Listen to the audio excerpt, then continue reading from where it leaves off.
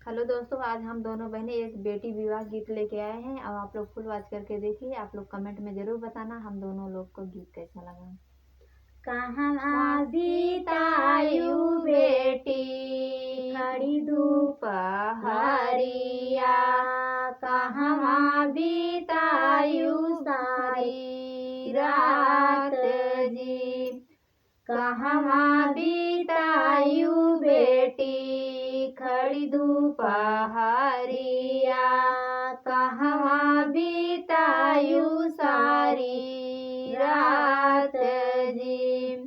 फूलवा लोढ़ाता बाबा खड़ी दुपहरिया, शिव के पूजाता सारी रात जी। फूलवा लोढ़ाता बाबा खड़ी दुपहरिया,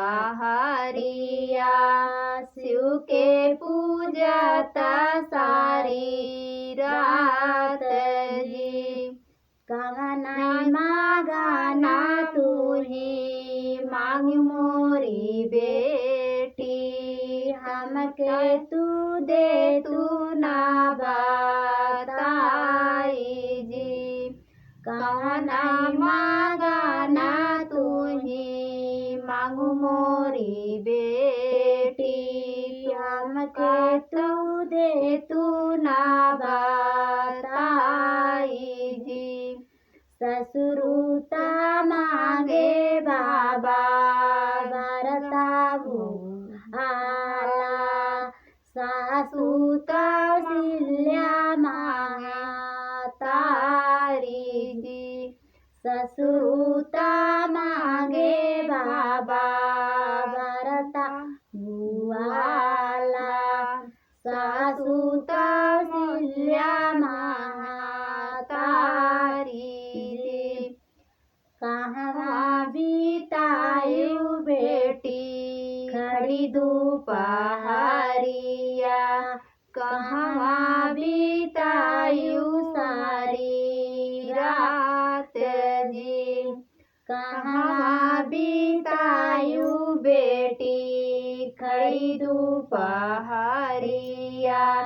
कहवा बीतायु सारी रात जी। फूलवा लोढ़ाता पापा खड़ी दुपहरिया, शिव के पूजाता सारी रात जी। फूलवा लोढ़ाता पापा खड़ी दुपहरिया, शिव के पूजाता सारी रात जी। कवना मांगना तुही मांगू मोरी बेटी, हमहू के दे तू ना बताई जी।